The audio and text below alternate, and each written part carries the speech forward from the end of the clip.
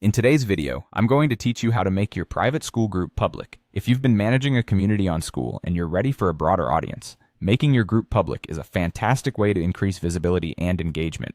So, whether you're looking to expand your reach or simply open up your discussions to a wider audience, I've got you covered.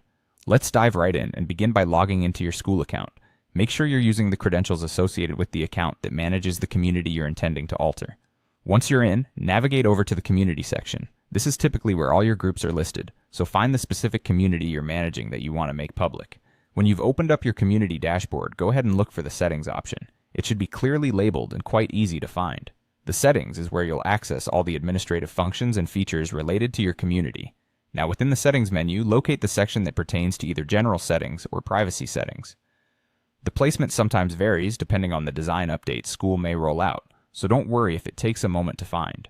Once you're in the right section, search for the community visibility or privacy setting. This is the crucial part where you'll be able to modify who can see and access your group. When you find the community visibility or privacy option, you should see different selections. Here you'll need to change the setting from private to public. Selecting public effectively changes your group's status, allowing anyone on the Skool platform to discover and view your community's public landing page. After updating this setting, ensure you save any changes you made. Sometimes the system might not prompt you to save changes, so it's always a good practice to look for a Save or Apply button to confirm the modification. And there you have it. Your community is now publicly visible on Skool, which means it can be discovered by anyone interested in your community's theme or discussions.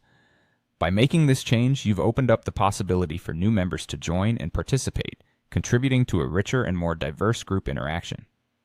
If you have further questions or need assistance, don't hesitate to reach out via Skool's Help Center or their community forums. They have a range of resources and a supportive community that's always willing to help. I hope you found this tutorial helpful. Thank you for watching, and enjoy the new level of engagement with your freshly public community.